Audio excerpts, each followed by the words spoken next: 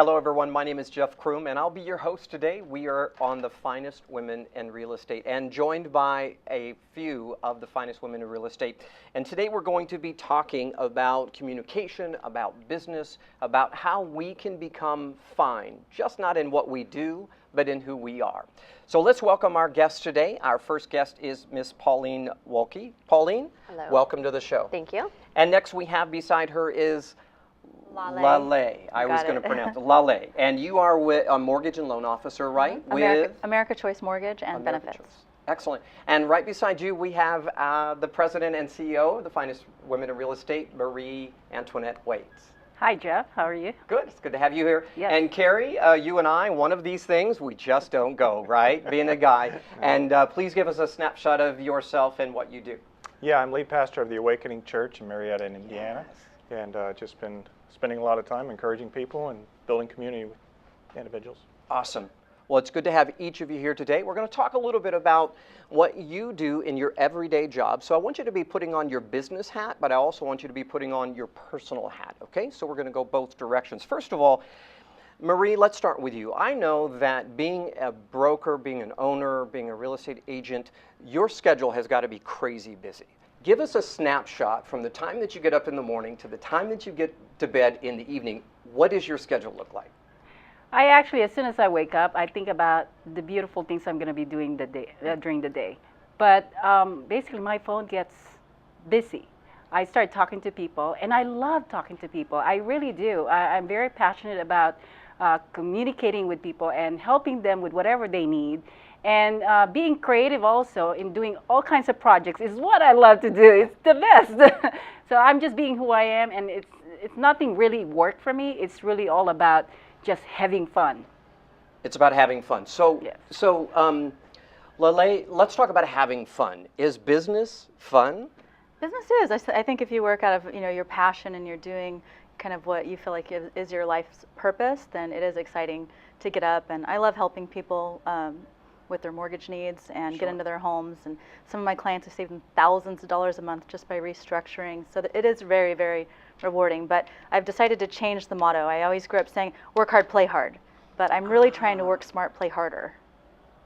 Work smart, play harder. Okay, yeah. I'm going to springboard off of that. Kerry, you come from a little bit different background, being a person of faith, not necessarily real estate. How do you work smarter and play harder? Well, I think you have to make sure you know what the main thing is. And the main thing are relationships and the meaning and purpose in life, and being able to center your activities and even your career worlds around those things and be able to right-size priority and time commitments to it. Sure. Centering and keeping our focus, right? Keeping our focus on who we are and what it's all about is really, really important. I'm sure it is. Miss Pauline, give our audience an idea how you keep focused in this busy, busy, busy world of real estate. How do you keep focused? Well, I remember, why am I doing this and what my passion is. So I think if you have a really good why, then you're going to stay disciplined, you're going to stay focused, you're going to have fun. Sure. And you're going to love what you do. So my big why is for my children, and I love working with other people, and it's an awesome opportunity that I have. So super cool. Can I be a woman for just a second, right? Can I step in your shoes? I'm not a woman. I give a talk about giving birth, and all the women in the room, they look at me like, who in the world are you, and what do you know about giving birth? But as a woman, tell us about, and if you don't mind, Kerry, just a second, but as a woman, tell us about maybe some of the struggles in business that you think you would face versus a man in a similar business.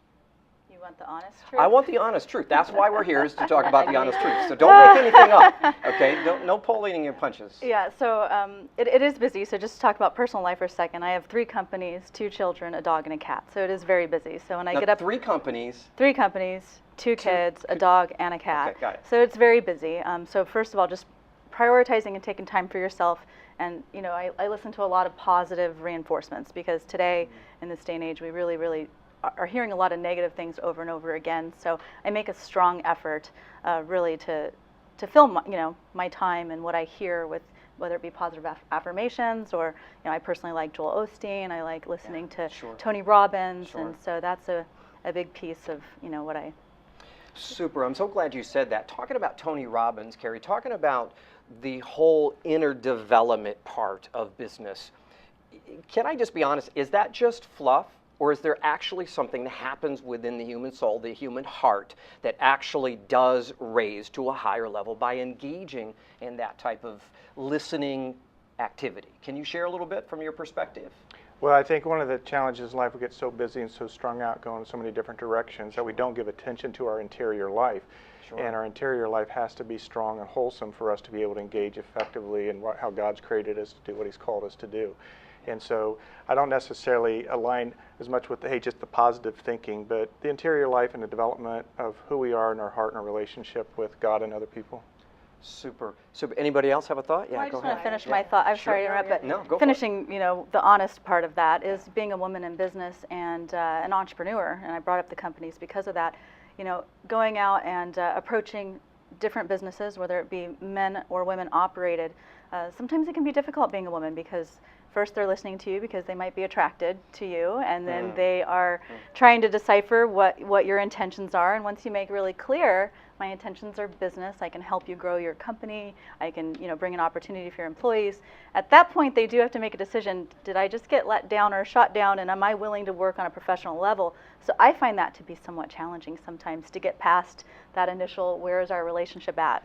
No, I appreciate your input, and I know this is not a male versus female type of show. It definitely isn't. But I think the topic or the conversation we're talking about is exciting because, from your perspective, Pauline, do you have to overcome something that I may not have to overcome if I'm doing the same transaction?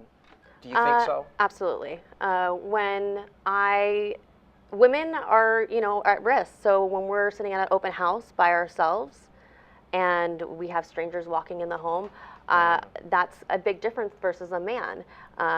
Usually, mostly women are the ones that get targeted to a bunch of things, even phone calls, weird text messaging. There's a bunch of things that I get as my face is out there, it's on the internet, my phone number is, available. So it's a little scary, versus a man. So You should see some of the direct messages we get sometimes. I can imagine. I remember putting a washer or dryer up on OfferUp, right? And I got this, I'll meet you at whatever. I'm thinking, they wanted my phone number, right? They wanted my address. I'm not giving you my address. I don't even know who you are. Kerry, coming from a male perspective, help us the men might be watching today, help us understand women. I just threw you a loaded question. I know, I got it, right? But help us understand, right? What can we do as husbands, spouses, men to support women, our wives, those particularly that are a part of our lives? How can we help them be more of who they want to be? That is a loaded question. Well, first of all, we are made different. When God created mankind, He made it a male and female. And I think you've got to dial into that. And if you don't, then you're going to be amiss with things. Personally, and I just reflect on my relationship with my wife, is that there's just the passion and the desire to see her become everything that God intended for her to be. And I become a champion for her.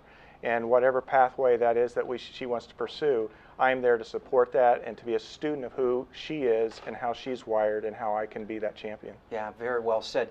And we're probably coming close to our time here, so I want you to gather your thoughts and give us an idea of, if you were to ask the man to do something that would help you feel empowered, women, what would it be? What can a man do? What can a spouse do, or a relationship, or even men in general, do to help empower you to be more of who you want to be? I would say supportive, loving, just listen versus to respond, and just Excellent. back me up. Excellent. I think for Marie? me, I would look at it as more of a protector also, because we are very vulnerable in a lot of things in this industry. And I think having a man on your side and protecting you in different ways, giving you ideas on how you can secure your position, I think that's the best way to look at it too. Yeah. And one last, you got 15 seconds, go. Listen, sometimes when we ask for advice, we just really mean listen. You don't want our opinion? I think sometimes it's just you need a wall to bounce things off of, And Men like they like to solutions. solutions, Yeah, and you they like wanna to fix fix everything. everything. We certainly So- are fix-it so, people, yeah. aren't we? Hey, listen, my name is Jeff Crume. I'm the host for The Finest Women in Real Estate. You've been listening to some brilliant souls, both male and female, if I may add. And you join us again. Is there a right way to talk to our customers? Is there something that we should say and shouldn't say? It's going to be coming up on our next segment on communication. I'm Jeff Crume, your host. We'll be right back.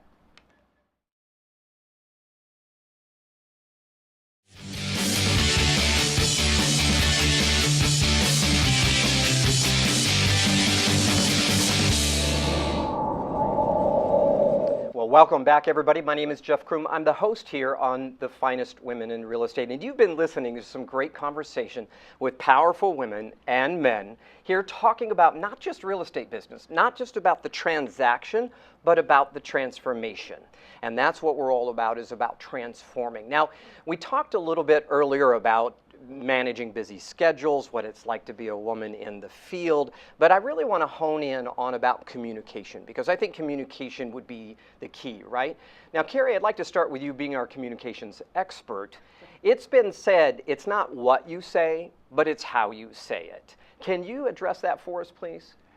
I really believe in both, what you're saying is content, but in my world, a lot of times I think in terms of the idea that you're building bridges of trust that can bear the weight of truth.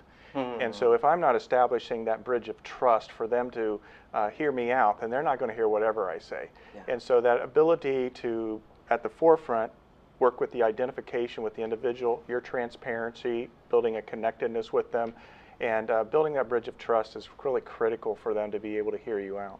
Yeah, Marie, in your experience, I mean, you've been doing real estate for a very long time. What's key to getting the attention of somebody that you don't know, a total stranger? What's the key to getting their attention and earning some of that trust that Kerry was just talking about? I actually smile at them. I just like to smile and approach them and treat them like, you know, it's immediately a family. And I have no problem meeting people that way. I've always, you know, given them a handshake and making sure that I'm interested in what they have to say. I listen. I actually ask a lot of questions, but it's more about them, and that's how I communicate. I don't give a lot of my information yet, but it's more about them. Yeah. You know, you mentioned something so important, because I think we live in a social media environment, right? And let's just face it, social media is not about you, darling. It's about me, right? Everything about us is always about us. So help us understand, first Laleh, and then Pauline, I'm sorry. Laleh, help us understand, how do you make it about the client? How do you make it about your customer? Well, one of my favorite quotes is, people don't care how much you know until they know how much you care. It's one of my favorites. But I truly believe, I really do care. And so you can't really fake that. So I also use their name a lot. And I've been taught to be a little bit of a chameleon, because 17 years in the mortgage industry, I can talk really fast. I do have a lot of information. But if I talk over somebody that needs to hear me slower, then I'm not going to earn their trust. They're just going to feel lost. So I also try to be a chameleon to my client when I can. I know, and I know in the personal development training in my field, we call that mirroring and matching, right? It's a little bit, now Pauline, help me with this, okay? Because sometimes I get in my head too much. I don't know if you get in your head, because I get in my head and I said, okay, if the client sits here, I need to sit here. If they say this, I need to say that. Yeah. Tell our viewers how they can overcome that. Kind of tag teaming with Laleh, how do you have what is technique become naturally you? Right. Well, in real estate, especially in, you know, listing appointments and so forth, and buyers, there's a lot of scripts that a lot of agents use. So they memorize these scripts to them making it their own. So there's keywords in there that they're saying. I'm not really a big script person. I'm a real, I get to know you, listen to your needs, and usually I try to stay out of my head. So I try to get to know the person as much as possible. That way I can, you know, make them feel comfortable with me. Kerry, back to you. Any routines? I mean, being as a pastor, you're up in front of people all the time, right? You're up in front of large groups of people. Any routines that you go through as a communicator before you address the congregation? Yeah, there's several. For me, it's that connectedness is the most important thing, and I have to be connected vertically in order to be able to be connected horizontally. So for me to be able to have my heart in tune with God is critical. But when I step out and I communicate in a public setting, as I believe in some sense on a one-on-one kind of basis as well, I have to know what the burden is that I carry and sort of unload and unpack that burden for people and not get it too confusing, not be all over the place, but what's that one thing that I want them to know, what's that one thing I want them to do, and to be able to unload that burden. So if I don't know that burden going out, then I've got an issue going. Yeah, you know, I have a little bit of experience in ministry as well. Served as a chaplain, I've served as a pastor in the pulpit for several years, and I'm always wanting to make sure I stay in tune. So prayer, I think, is really important. Now, I know everybody has a different faith, but ladies, talk to about us. What about your pre-client routine? Do you have something that you go through? I don't know, do you stand in front of the mirror and that kind of stuff and get rid of the jitters? Is there anything that you go through? You can do this, yeah? I'm awesome. Yeah. Do you have little writings on the mirror? No, but I do like to, in the morning, I like to have some quotes that, you know, that are inspirational to, you know, start the day. I think if you're good with yourself, then you can project being good with other people. So, you know, I love to read books in the car, utilize that time, listen to books on, you know, on the radio. I'm always driving around. So there's a lot of things that you can do. You're always growing and always learning. So. Laleh, I remember my mentor, Jim Rohn, who has since passed. I had the privilege of working with Jim, and he always talked about turning our car into a mobile library because we're in our car so much, right?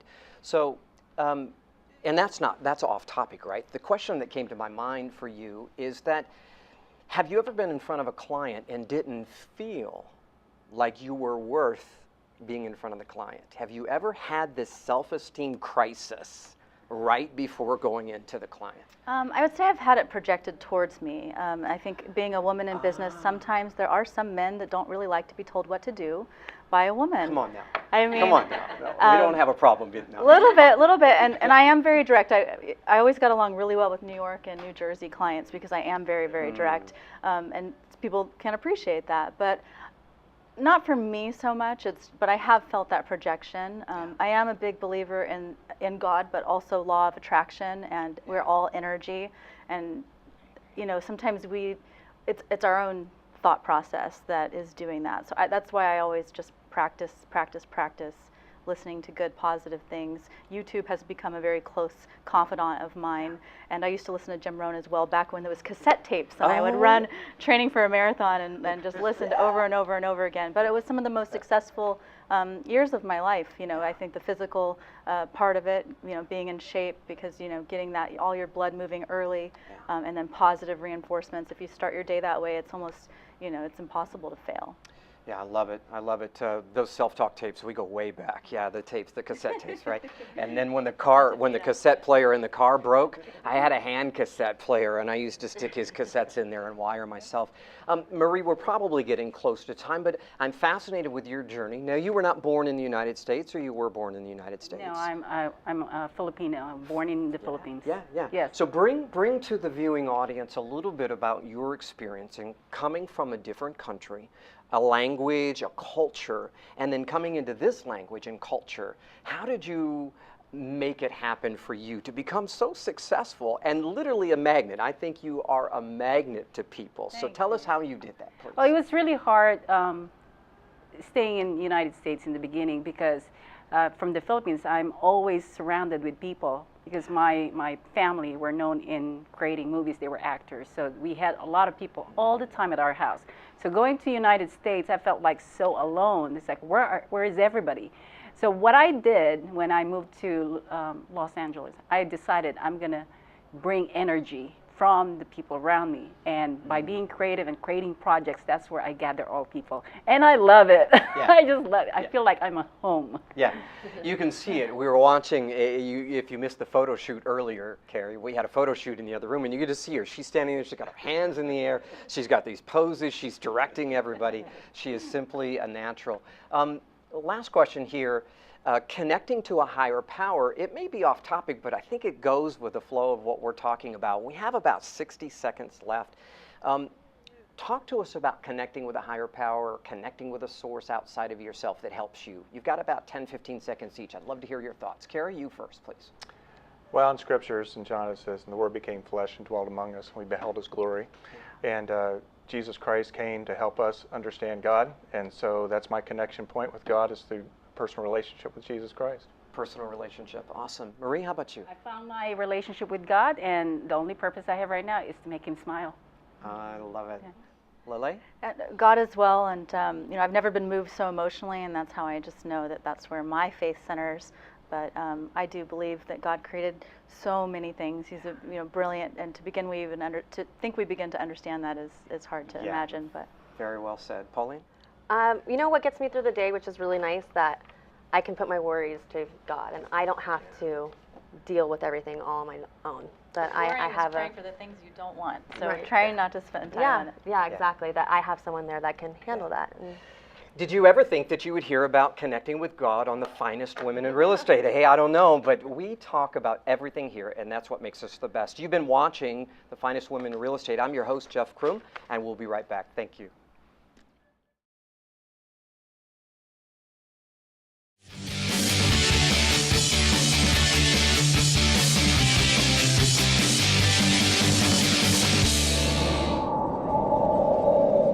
Well, hello, everyone. Thank you for coming back. You've been watching The Finest Women in Real Estate. I'm Jeff Crume, your host, and we are joined with three of the most powerful and one powerful man that has had a great conversation today about not only how to succeed as a real estate broker or a mortgage broker, but I think we're talking, correct me if I'm wrong, about how to succeed as that human being, right? So here's what I'd like us to talk about in this segment, where we talked a little bit last time about connecting to a higher power. And what I'd like to do is ask you, when have you felt your worst, and how did you turn that around to feel better?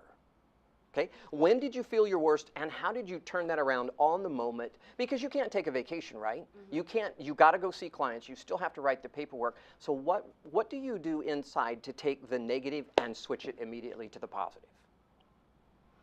Laleh, you've got an answer on your... I do. One of my favorite sayings is, with pain comes passion. I lost my brother a couple of years back.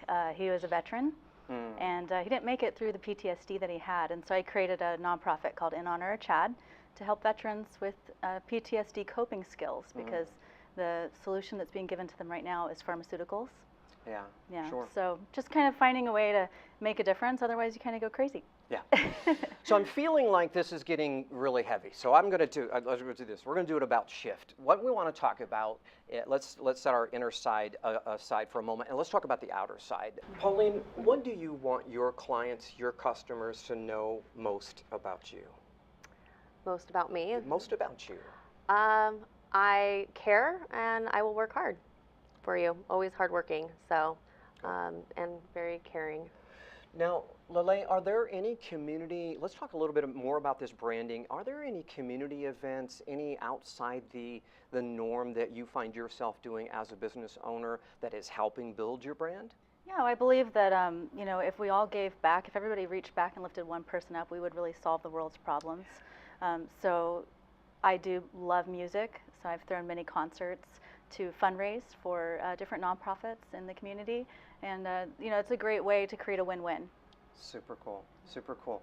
Pastor, 30 seconds. I know you're starting a new church over in Marietta, right? You're getting ready to plant. Tell us a little bit about why. Maybe even look into the camera and tell people why they should come to join your church, or at least come and hear you speak. Well, thank you for that opportunity. We're actually a church that's relocating along the 215 of Marietta. And it's always been my passion to be not the best church in the community, but to be the best church for the community, and to really be able to reach out to people that are disenfranchised and broken, and being able to help them find purpose and meaning in life, and have that centered on Christ himself. Disenchanted, broken. You've heard it here on The Finest Women in Real Estate. I'm telling you, I didn't know what we were in for, but I am so glad that we came. Listen, so what is being the finest? Is that you? Maybe you're already the finest and you want to be finer. I want to continue to invite you to come back and watch the show. Every episode is going to be more life-changing tools and tips on how you can not only do the transaction, but make the transformation to be the finest. I'm your host, Jeff Crume. Thank you for joining me, and we'll look forward to seeing you next time.